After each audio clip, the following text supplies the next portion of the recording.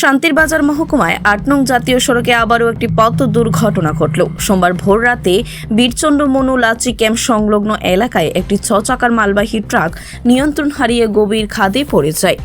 এ ঘটনায় চালক ও তার সহকারী আহত হয়েছেন। পুলিশ সূত্রে জানা যায়, বিলোনিয়ার একটি শপিং কমপ্লেক্সের বিভিন্ন সামগ্রী বোঝাই করে ট্রাকটি আগরতলা থেকে আসছিল।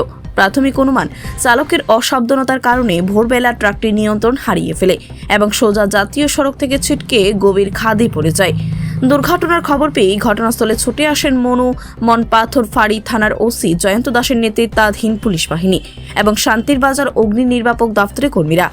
অন্যদিকে অগ্নি নির্বাপক দপ্তরের কর্মীরা অত্যন্ত তৎপরতার সঙ্গে আহত চালকদের উদ্ধার করে শান্তির বাজার জেলা হাসপাতালে নিয়ে যায়। আহত চালক বিনয় বিশ্বাস, ঠিকানা কলকাতা, নদিয়া। পুলিশ জানিয়েছে, দুর্ঘটনার প্রকৃত কারণ জানতে একটি প্রাথমিক তদন্ত শুরু হয়েছে।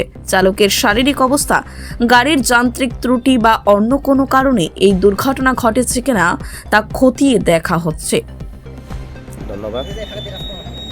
আজকে বুট এই যে 3টা 48-তে গাড়িটা একটা পাল্টি খায় জাতীয় সড়কে। তারপরে ফায়ার সার্ভিস 4টার সময় আইছে, 4টার সময় আইয়া রুগীটারে নিয়ে গেছে। কজন রুগী ছিল এখানে? কজন গাড়িতে? দুজন ছিল, একজন দুপুর এটা পাইছে আর একজন সুস্থ আছে। অবস্থা কেমন ছিল তাদের? অবস্থা ভালো আছে। কি গাড়ি এটা? ট্রাক? গাড়িটা সেমেল মালবাহী ট্রাক। কি ছিল এটার মধ্যে? এই জন্য ট্রান্সপোর্টের মাল আছে। ট্রান্সপোর্টের মাল আছে। ব্যুরো রিপোর্ট, খবর জনস্বার্থে।